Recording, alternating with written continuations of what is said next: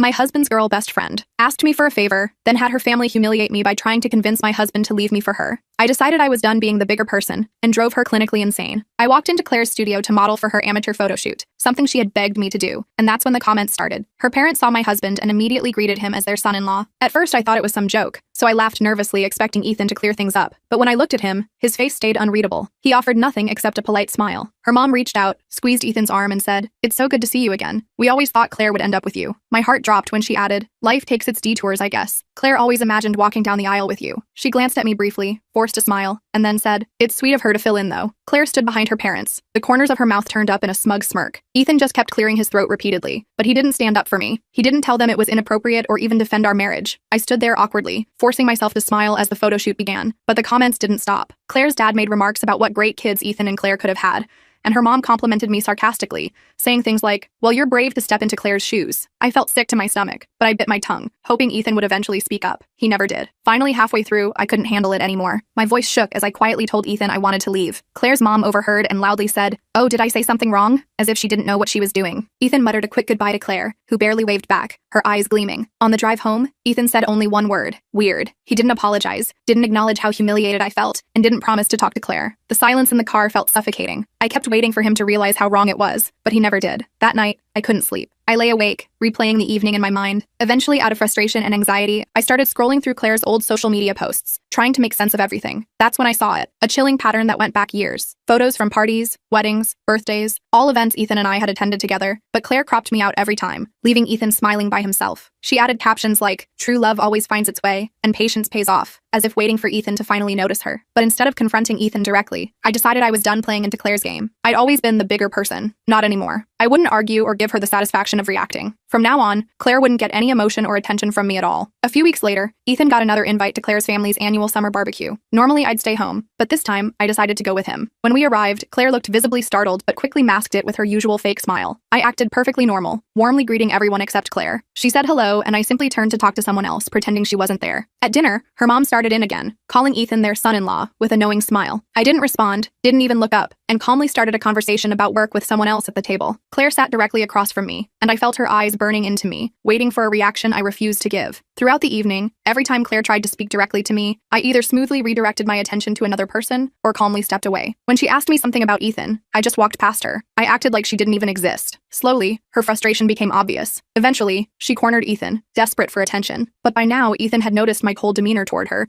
and seemed to finally see the discomfort she'd been causing me. Without my reactions masking the situation, her clinginess became obvious even to him. He gently but firmly distanced himself, telling her quietly, "Maybe